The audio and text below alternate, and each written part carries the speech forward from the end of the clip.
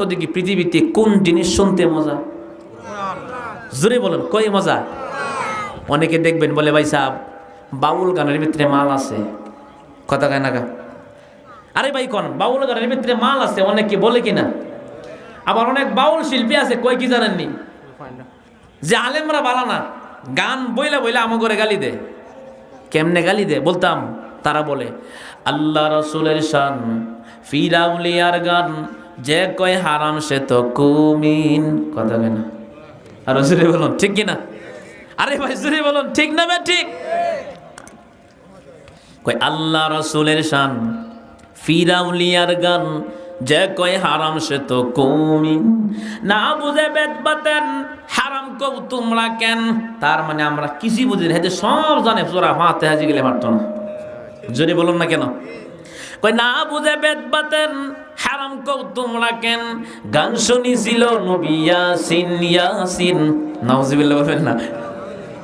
একটা কিতাব আছে, কিতাবের নাম হইল মুসলমানদের হাসি নামে একটা কিতাব। এই কিতাবে লেখছেন এক লোক ডাক্তারি করে, তো তার সাথে একজন সাগরিদ গোড়াগুড়ি করে। তো একদিন এক রোগীর কাছে গেছে, রোগীর সমস্যা হইল পেটের সমস্যা। তো মুরব্বী মানুষ পেটের মধ্যে হাত দিয়া বলতেছেন, বেটা তোমার কি সমস্যা? আমি বুঝে ফেলছি। কি সমস্যা? তোমার সমস্যা হইল তুমি আজকে তেঁতুল খাইছো বেশি, এই জন্য তোমার পেটে সমস্যা। রোগী বলতেছেন, আপনি কেমনে বুঝলেন আমি যে তেঁতুল খাইছি? কয় বেটা আমি অভিজ্ঞ ডাক্তার, আমি বুঝবো না? এক পর্যায়ে ওষুধপত্র দিয়া রোগী চলে, মানে ডাক্তার চলে যাচ্ছে। সাগরিদ জিগাই, আচ্ছা আপনি কেমনে বুঝলেন যে এই বেটার যে পেটের সমস্যা তেঁতুল খাওয়ার কারণে? দেখ আমি পেটের মধ্যে হাত দিয়া আমার মাথাটা নিচু করে চুকির নিচে ছায়া দেখি, চুকির নিচে তেঁতুলের বিচি অনেকগুলো পড়ে রয়েছে, আমি দেখা বলতে লাগে গেছে। সাগরিদ বলতেছে ডাক্তারি করা সহজ। আচ্ছা আপনি কন্ত দেখি লেখাপড়া ছাড়া ডাক্তার হওয়া যায়? এমন যে আমার ড্রাইভার ওয়াজ বয়া দেয়, ও নোয়াপাড়ার মানুষ ভাইয়ার আমার স্পেশাল মাছ দিয়ে আজকা ভাত খাইছি। এমন কি বলবি ভাইয়ার আমার, গাড়ির চাকা আগে ছিল 2700 টাকা, গাজী টায়ারের এই ফ্যাক্টরি আগুন দিয়া পুরানোর পরে এখন বর্তমানে টায়ারের দাম হলো 7000 টাকা। আপনারা সুবহানাল্লাহ কইবেন নাকি? তা সুবহানাল্লাহ কইবেন। তার মানিল যে ড্রাইভারের কাজ হলো গাড়ি চালানো, আর আমার কাজ ওয়াজ করা, হুজুরের কাজ নামাজ পড়ানো। তার মানে যে যেটা এটাতে লাগাই দিব। আমারও যদি হুজুর আপনি গাড়ি চালান, তাহলে আমি খালে বিলে অথবা নদীতে অথবা গাছের সাথে দাস লাগাইয়া গাড়িও শেষ, আমিও শেষ। তো ওই যে ডাক্তার বলতেছি, তার পেটের মধ্যে হাত দিয়ে আমি দেখলাম চোখের নিচে অনেকগুলো বিচি পড়ে আছে, আমি বলছি লাগে গেছে। এখন সাগরিদ বলে তাহলে ডাক্তারি করা সহজ। ব্যাগ এক কান হাতিনে এবার শ্যামবার কোলে ডাক্তারি করা শুরু করে দিছে। এক পর্যায়ে ডাক্তারি করতে করতে এক রুগী আইছে, হাঁফানি রুগী। আপনারা কি কোন হাঁফানি রুগী সাধারণ রোগ না অসাধারণ রোগ? মরণবিধি রোগ। ওই যে উস্তাদের মতো পেটের মধ্যে হাত দিয়া চোখের নিচে চোখ দিয়া তালাশ করে যে চোখের নিচে কি আছে। কুস্তে কুস্তে এক মুহূর্তে দেখেন চোখের নিচে সিরা জুতা পরে রয়েছে। জোরে বলেন, চোখের নিচে কি পরে রয়েছে? সিরা জুতা। এবার সাগরিদ বলতেছে, বেটা তোমার কি সমস্যা বুঝে ফেলছি। তখন বলে, আমার কি সমস্যা আপনি বলেন। তুমি আজকে মনে হয় সিরা জুতা খাইছো, এজন্য তোমার আজকে এই হাঁফানির রোগটা বাইরে গেছে গা। ঠিক যেমন করে ভালোভাবে শিক্ষা অর্জন না করে সার্টিফিকেট ছাড়া ডাক্তার হওয়া যায় না, আলেম ওলামাদেরকে ওভারটেক করেও একটা মানুষ পরিপূর্ণ মানুষ হতে পারে না। জোরে বলুন ঠিক কিনা বলুন। এই জন্য ভাইয়ের আমার গভীর মনোযোগ। কাফেররা বলেন আমার নবীজির ছেলে সন্তান নাই দুনিয়াতে, আমার নবীজির নাম থাকবে না গো। অথচ আমার আল্লাহ ডেকে বলেন, হাবিব আমি আল্লাহ পাক দিলাম সন্তান 3 জন, আবার আমি আল্লাহ পাক 3 জন সন্তান নিয়ে আসলাম। 3 জন আনিয়া আমি আল্লাহ আপনাকে লক্ষ লক্ষ কোটি কোটি রুহানি সন্তান দান করেছি। আমরা হইলাম নবীজির রুহানি সন্তান। আই সন্তানেরা নবীজির ইজ্জতের জন্য জীবন দিতে প্রস্তুত। জোরে বলুন ঠিক কিনা। আল্লাহ পাক ডেকে বলেন, ইন্না আ'তাইনাকাল কাউসার, আল্লাহ পাক ডেকে বলেন, নিশ্চয় আমি আপনাকে হাউজে কাউসার দান করেছি। এমনকি আল্লাহ পাক বলেন, ফাসাল্লি লিরাব্বিকা ওয়ানহার, সালাত আদায় করুন, আপনার রবের নামে কুরবানি করুন।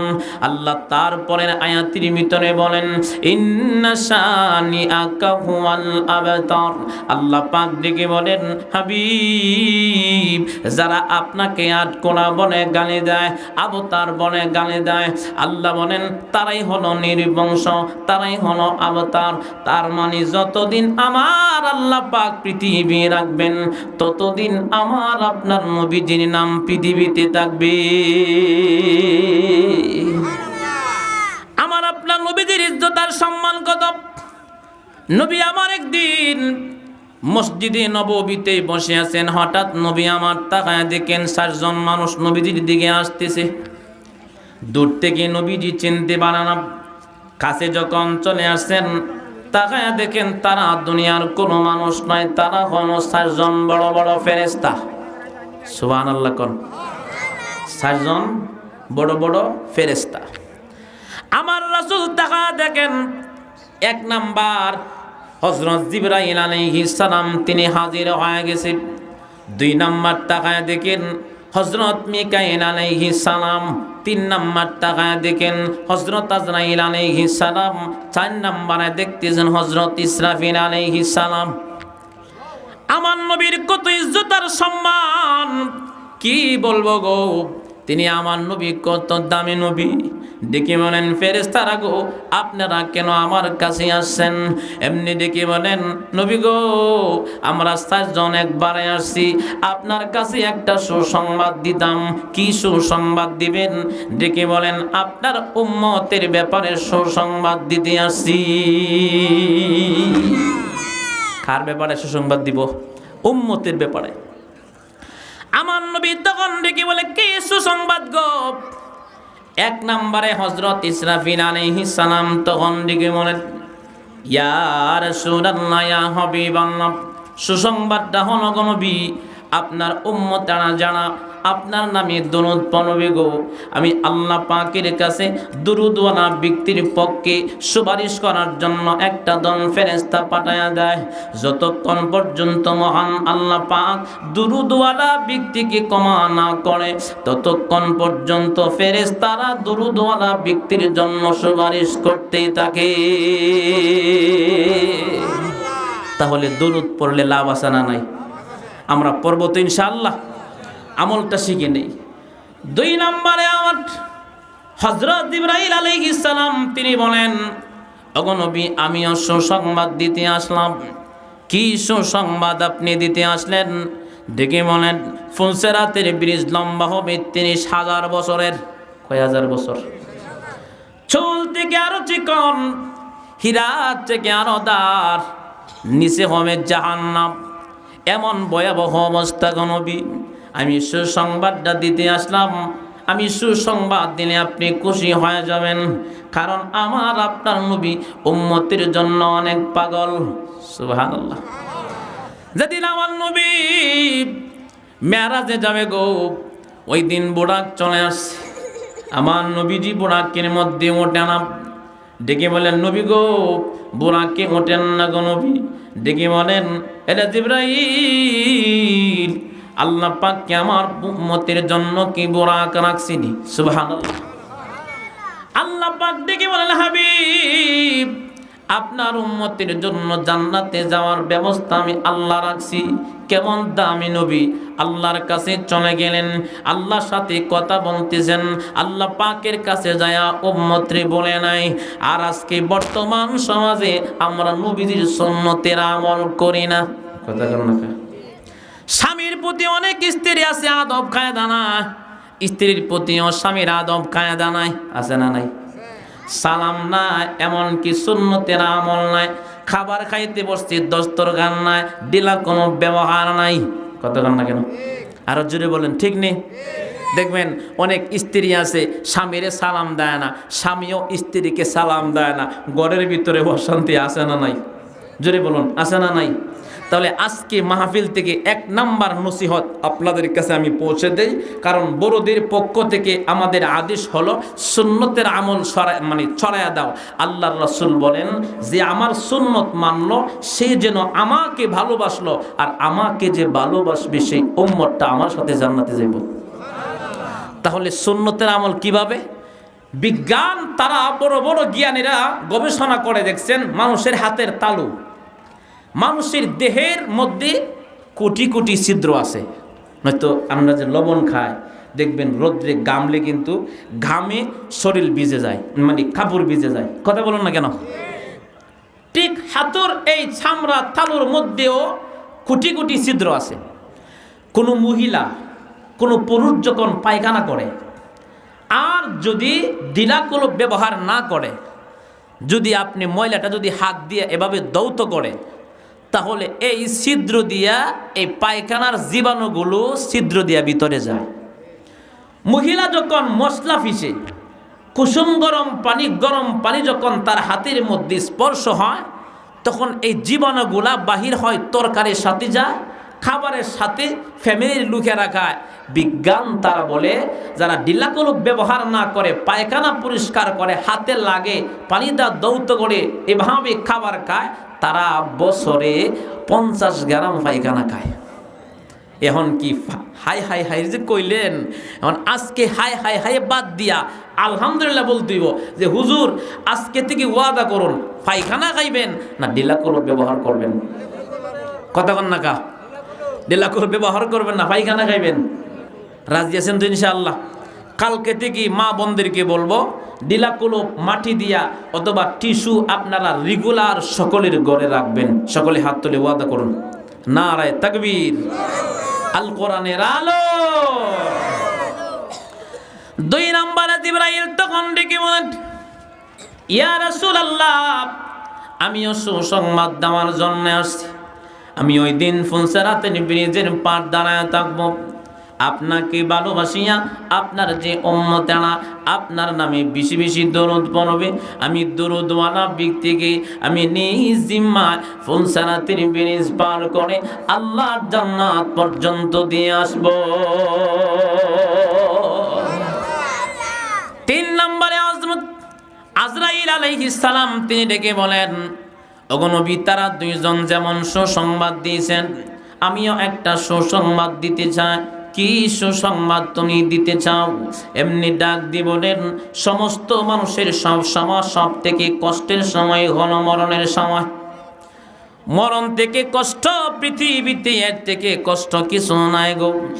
আল্লাহ পাকের এই ফেরেশতা জিবরাইল ডেকে বলেন, ওগো নবী, আপনার যে উম্মতেরা আপনাকে ভালোবাসিয়া বেশি বেশি আপনার নামে দুরূদ পড়বে, আমি মরণের সময় এমন করে তার জান কবজ করব, মার কোলে শিশুকালে দুধ পান করে যেমন করে ঘুমায় গেছে, আমি জান কবজ করার সময় এমন করে আমি ঘুমন্ত অবস্থায় জানটা এমন করে কবজ করব যেন মার কোলে ঘুমায় রইছে। তাহলে দুরূদ পড়ব না ছাড়ব? 4 নম্বরে হযরত মিকাইল আলাইহিস সালাম তিনি আবার ডেকে বলেন, ওগো নবী, আমিও সুসংবাদ দিতে চাই। কি সুসংবাদ আপনি দিতে চান? কঠিন মুসিবতের মাদানে মানুষ পানির পিপাসায় জিহ্বাটা বাহির করে দিবে, আদা তুবরে চলে আসবেন সূর্যটা, মগজ গনবি বাতের মারের মতো টকবক করতে থাকবে। ওই দিন ইয়া নাফসি বলবে। কঠিন মুসিবতের ময়দানে ওই দিন মানুষ হাহাকার করবে গনবি, আল্লাহ পাক আমাকে হাউজে কাউসারের পানির দায়িত্ব দিবে। ওই কঠিন মুসিবতের ময়দানে আপনার যে উম্মতেরা আপনাকে মহব্বত করিয়া বেশি বেশি দরুদের আমল করেছে, দরুদ পড়েছে, আমি ওই দরুদওয়ালা ব্যক্তিকে হাউজে কাউসারের পানি পান করাইয়া কলিজা ঠান্ডা করে দিব।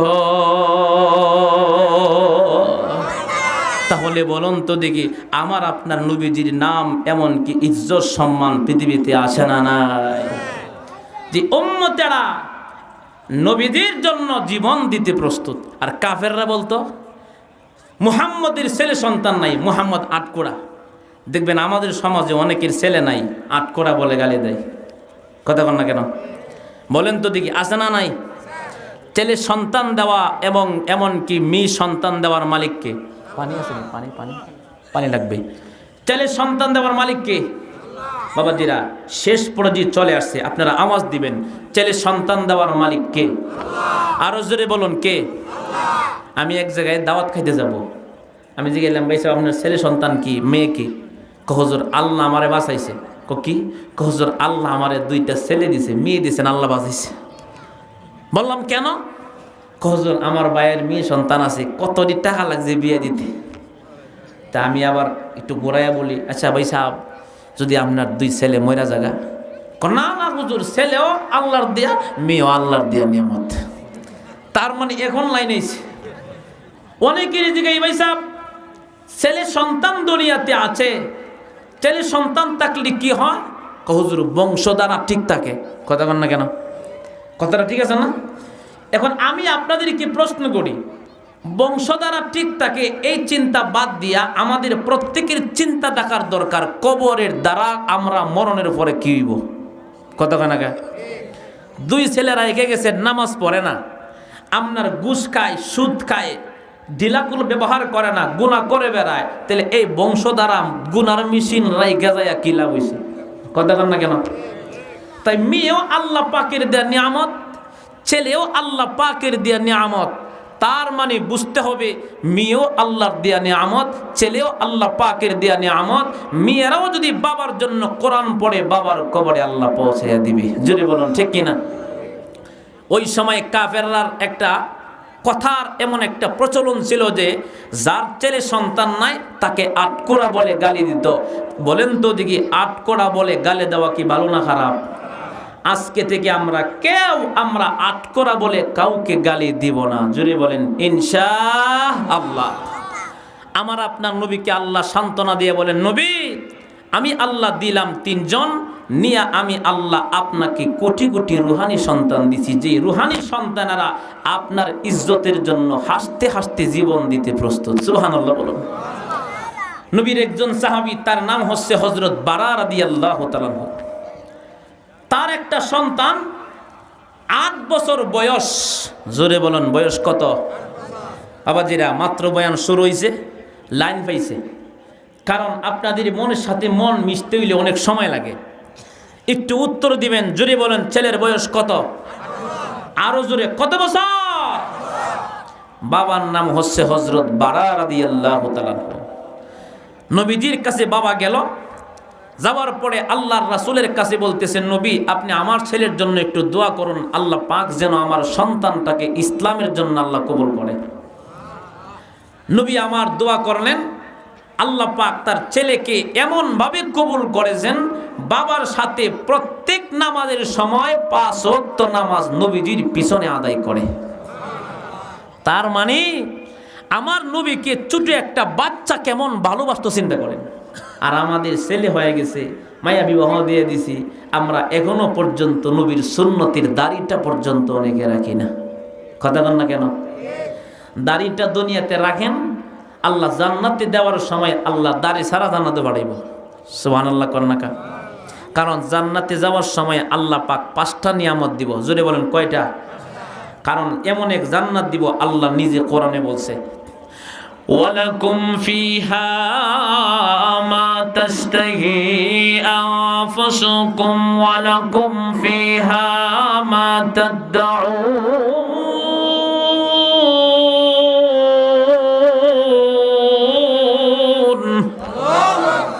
এত আস্তে আমার হইছে না, কারণ আমার এখন ভাল লাগতেছে কথা কইতে, আপনারা আমার দিকে মনোযোগ দিয়েছেন তো। আল্লাহু আকবার এত আস্তে না, জোরে বলতে রাজি আছেন ইনশাআল্লাহ? তাহলে আমি কোরআন তেলাওয়াত করব, আপনারা জোরে বলবেন তো? কারণ আপনাদেরকে একটা প্রশ্ন করি, বলুন তো দেখি পৃথিবীতে কোন জিনিস শুনতে মজা? জোরে বলুন, কই মজা? অনেকে দেখবেন বলে, ভাই সাহেব বাউল গানের ভিতরে মাল আছে। কথা কয় না কা? আরে ভাই কোন বাউল গানের ভিতরে মাল আছে, অনেকে বলে কিনা। আবার অনেক বাউল শিল্পী আছে, কই কি জানেননি, যে আলেমরা বালা না, গান বইলা বইলা আমার করে গালি দে। কেমনে গালি দে বলতাম? তারা বলে আল্লাহ রাসূলের শান, ফিরাউলিয়ার গান, যে কয় হারাম সে তো কুমিন। কথা কেন? আর জোরে বলুন ঠিক কিনা? আরে ভাই জোরে বলুন ঠিক না বে ঠিক? কই আল্লাহ রাসূলের শান, ফিরাউলিয়ার গান, যে কয় হারাম সে তো কৌমি, না বুঝে বেদ বাতেন হারাম কও তোমরা কেন। তার মানে আমরা কিছু বুঝি না, সব জানে সূরা ফাতিহা গেলে পারতো না। জোরে বলুন না কেন? কই না বুঝে বেদ বাতেন হারাম কও তোমরা কেন, গান শুনিছিল নবী ইয়াসিন ইয়াসিন। নাউজুবিল্লাহ বলবেন না? আপনারা বলেন তো দেখি গান মজা? এই যে আপনারা জীবনে বহু শুনছেন স্বপ্নাহার গান, রূপবানের গান, কত গান আইলো, ফাইটটা যায় গান, এখন কেউ শুনে? উত্তর দিবেন শুনে? কুত্তা বিলাইও এখন ফাইটটা যায় গান শুনে না, কথা কয় না কা? কিন্তু এখানে আপনাদের বয়স হইল অনেকে 40 বছর 50 বছর, আজ পর্যন্ত আপনারা মসজিদের মধ্যে যখন ইমাম সাহেব নামাজ পড়া, তখন মাগরিবের নামাজে প্রথম কোন সূরা পড়ে? উত্তর দিবেন, সবাই বলবেন কোন সূরা পড়ে? ভাই কথা কোন সূরা পড়ে? কথা বললে একটু সুন্দর হয় মাহফিলটা। এই যে ভিডিও হচ্ছে, আপনাদের আওয়াজটা রেকর্ড হয়ে থাকবে, মরে গেলেও আল্লাহ এও ছেলে মাফ করতে পারে। সুবহানাল্লাহ কোন? তাহলে বলেন তো দেখি, মাগরিবের নামাজে সূরা ফাতিহা, এশারের সময় সূরা ফাতিহা, ফজরের সময় সূরা ফাতিহা পড়ে আগে, এমনকি জোহরের সময়ও পড়ে, আসরের সময়ও পড়ে। 50 বছরের ভিতরে আজ পর্যন্ত কেউ কি কইছেন যে হুজুর এই সূরাটা আর ভালো লাগে না? সুবহানাল্লাহ কোন? যত পড়ে ততই মজা লাগে। যেমন আলহামদুলিল্লাহি রাব্বিল আলামিন আর রহমানির রহিম মালিকি ইয়াউমিদ্দিন।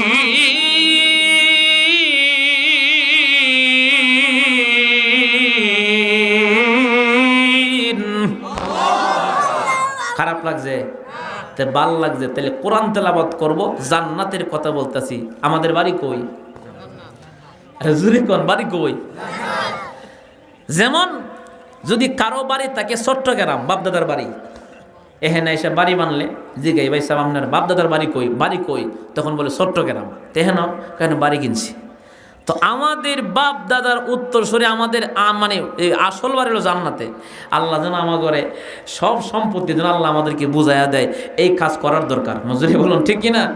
না তাইতেন না জান্নাত? আল্লাহ কেমন জান্নাত রাখছে আল্লাহ নিজে কোরআনে বলেন। এই যে আয়াত বলছিলাম, আল্লাহ আকবার জোরে করেন, আল্লাহ বলেন ওয়ালাকুম ফিহা মা তাশতাহি আনফুসুকুম ওয়ালাকুম ফিহা মা তাদউন।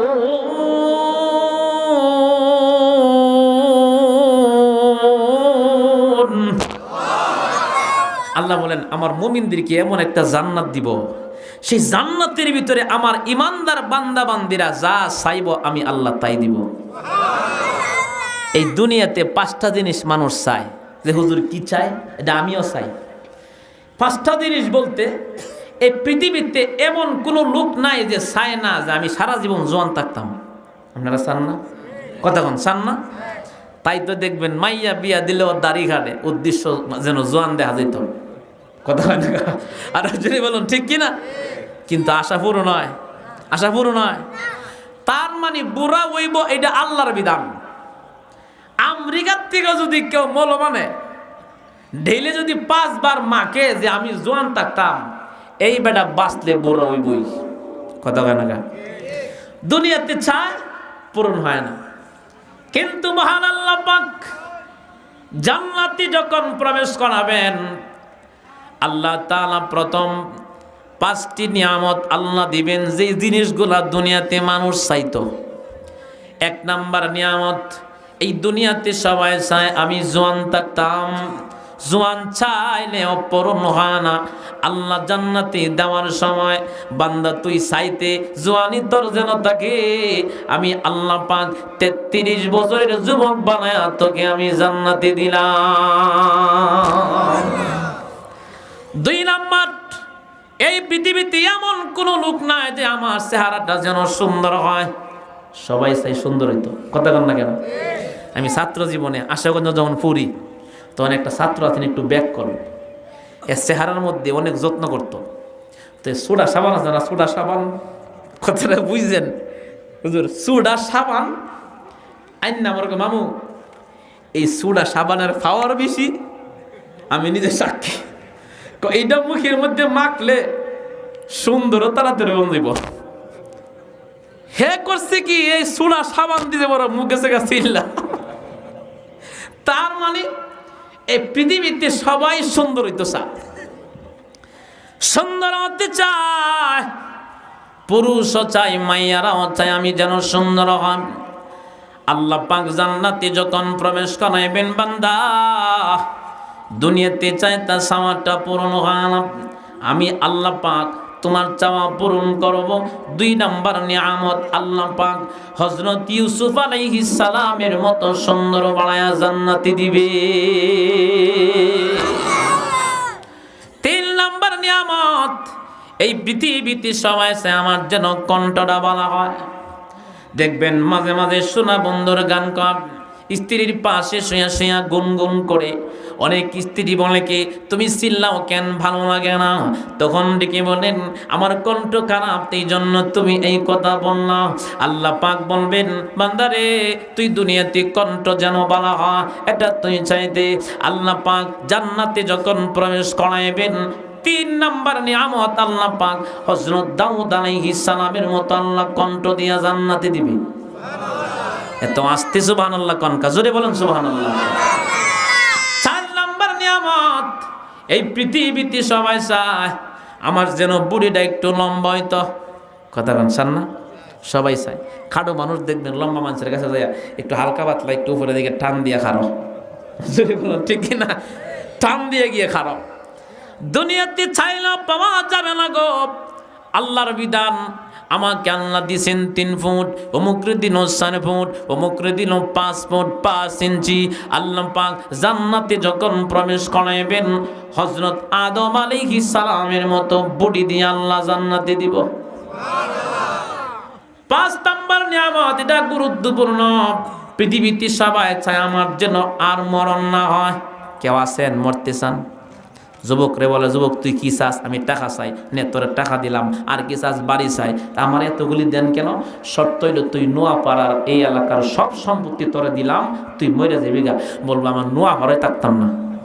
মাজরি বলুন ঠিক কিনা?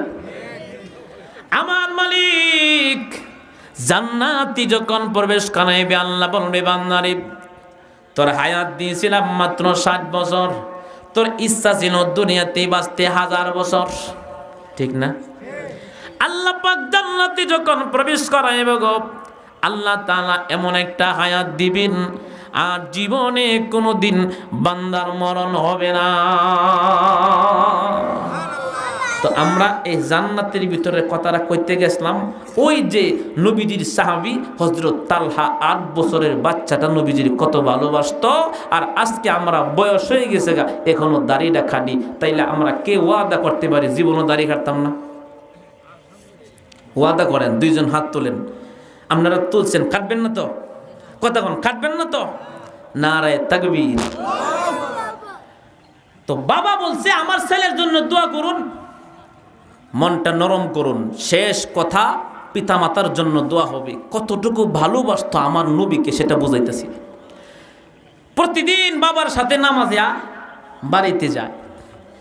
একদিন হঠাৎ করে নবীজির সামনে ছেলে এবং বাবা দুজন বসে রয়েছে।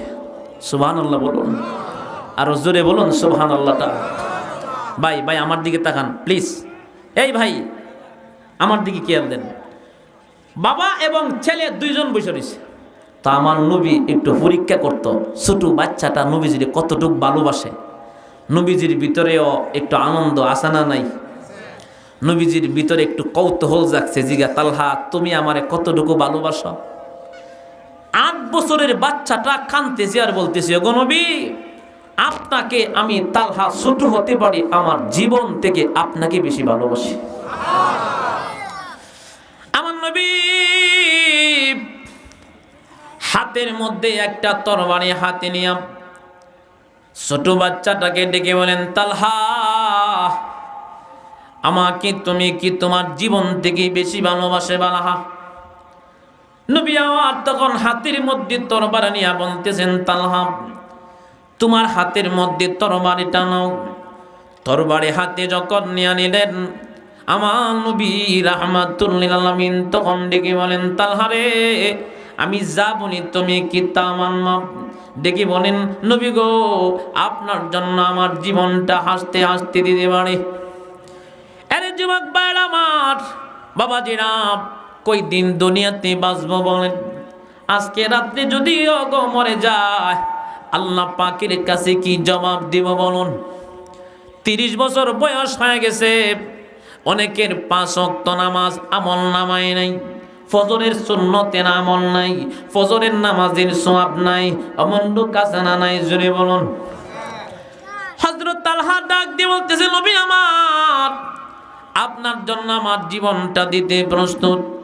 নবী আমার ডেকে বলেন, আমি যদি বলি তোমার হাতের তরবারে দিয়া তোমার বাবার মাথাটা কাটতা, তুমি কি আমার কথাটা মানতে পারবা? এমনি তালহা ডেকে বলেন, ওগো নবী, আমার বাবা থেকে আপনাকে আমি বেশি ভালোবাসি। নবী আমার তালহাকে ডাক দিয়ে বলতেছেন, যাও যাও, তোমার বাবার মাথাটা কাইটা আমারে দাও। ছোট বাচ্চাটা কেবল দিল পাওয়ারই দিল দেখেন।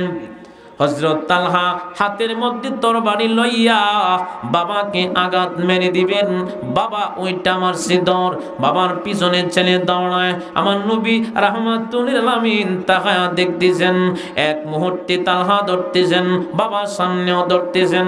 আমার নবী তাকায়া দেখতেছেন, যুবক মানুষ বাবাকে হাতের নাগালে পায় গেছে।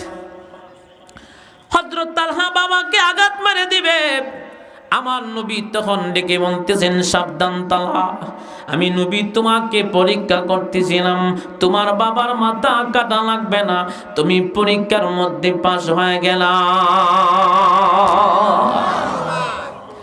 এই কাজ যখন করছে, মদিনার সমস্ত মানুষের কানে খবর গেল, তালহার প্রতি ভালোবাসা বেড়ে গেছে।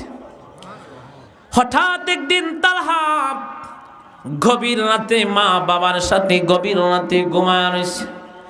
ঘুম থেকে উঠিয়া গভীর রাত্রে কাঁদতেছে।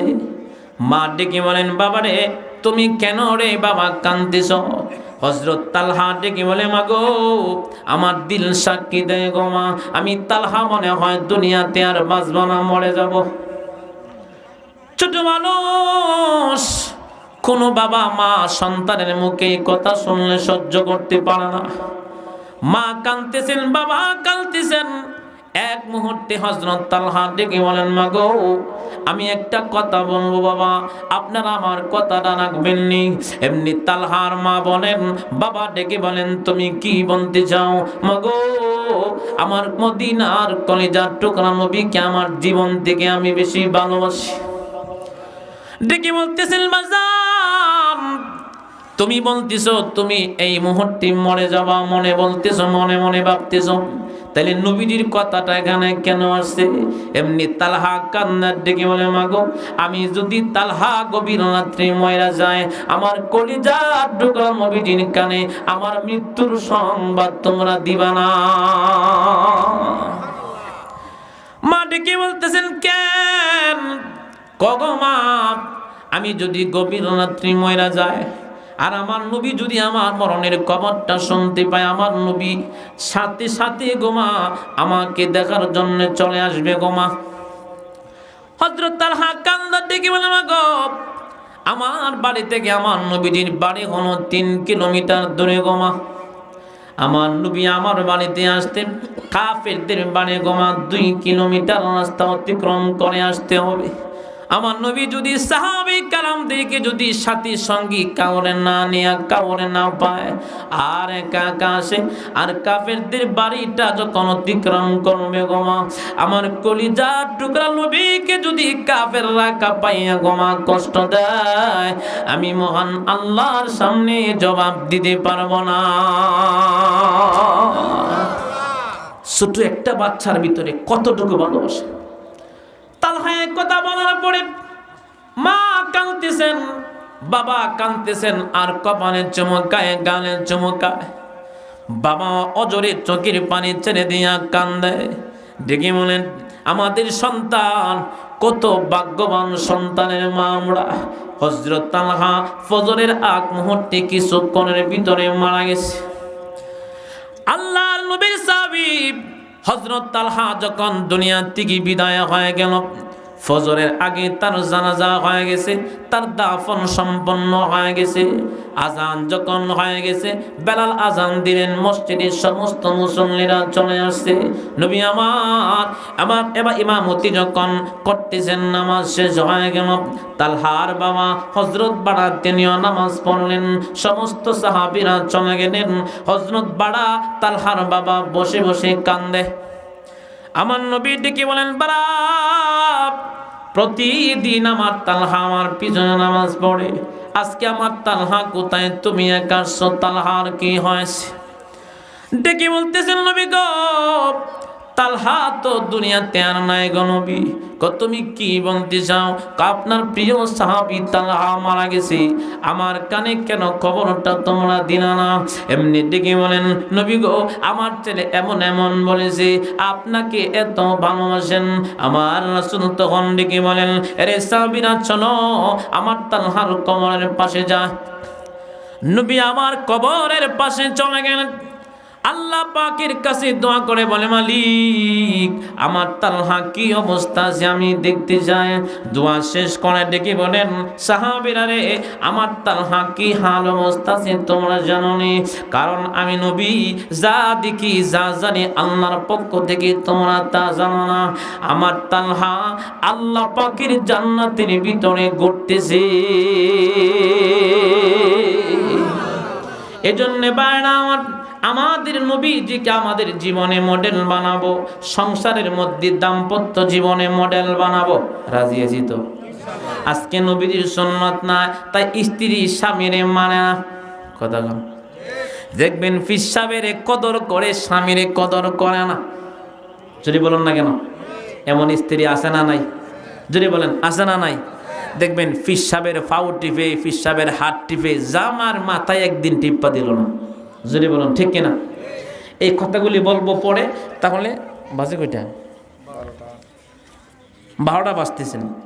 তাহলে বলতেছিলাম, কাফেররা বলেছিল আমার নবীর নাম পৃথিবীতে থাকবে না। তাহলে আমার আপনার নবীর নাম পৃথিবীতে আছে না নাই?